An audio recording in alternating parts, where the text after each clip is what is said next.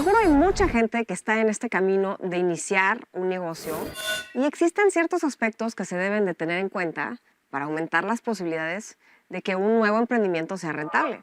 Porque nos puede ir bien o nos puede ir mal, pero nos podemos preparar para minimizar las posibilidades de que nos vaya mal.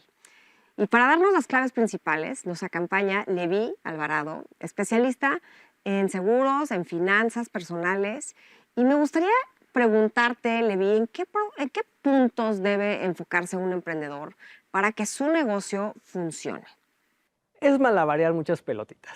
Digo, tú como emprendedora lo sabes, que siempre estás malabareando muchas cosas al mismo tiempo. Pero hay ciertos puntos que sí tienes que poner atención muy desde el principio.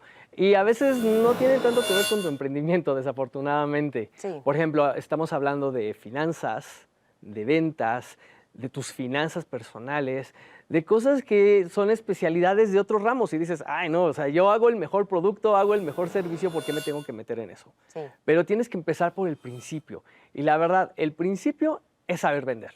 Ok. Muchos de los emprendimientos, como sabrás, empiezan algo muy pequeño. Alguien se da cuenta que es muy bueno cocinando. Y toda la familia y los amigos, oye, eres buenísimo, deberías dedicarte a esto, dedicarte a eso. Y un día decía aventarse. Dice, oye, si todos mis amigos y familiares siempre me compran, me venden, pues obviamente cualquiera me va a comprar. Claro. Desafortunadamente, pues no es cierto. O sea, tienen que meterle intelecto, tienen que meterle estudios, tienen que meterle a toda una estrategia de cómo vender, cómo hacerlo atractivo. No importa que tengas el mejor producto, y eso lo vemos. De hecho, los mejores productos son los que más se publicitan. Claro. Entonces, tienes que dedicarte un buen rato a aprender a vender. Y sé que a veces nos da un poco de miedo. Así, ay, es que no, yo me dedico a cocinar, no me dedico a vender.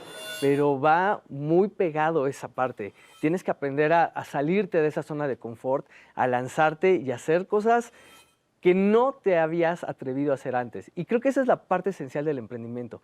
Atreverte a hacer cosas que en tu vida te hubieras imaginado y lanzarte. Ese es el primer paso. Me encanta eso de lanzarte y atreverte. Y claro, entender dónde estás, porque no siempre estás en las ventas. A lo mejor hay gente que dice, bueno, yo quiero hacer joyería. Y yo digo, ¿quieres diseñar la joyería? ¿Quieres fabricar la joyería? ¿Quieres distribuirla? ¿O quieres venderla? Y casi siempre se requieren de todos esos. Y resulta que nada más somos buenos en una parte del eslabón. Entonces, es muy bueno lo que dices porque por lo pronto, si no vendes, nada de esto va a funcionar, ¿no? Entonces, qué bueno que le podamos decir al espectador, oye, hay que atreverse a dar un paso extra, pero sobre todo enfócate en que sí puedas vender aquello que estás promoviendo. Pero entonces, también hablaste de finanzas. ¿Por qué un emprendedor debe de aprender de finanzas? Es fundamental que sepan sus números. La gran mayoría de emprendedores dice, pues voy a vender, y se le va esa parte de los números.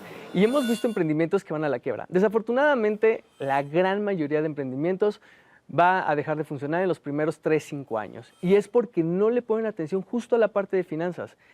Es muy claro a veces en restaurantes, que vemos un restaurante que está lleno y se va a la quiebra.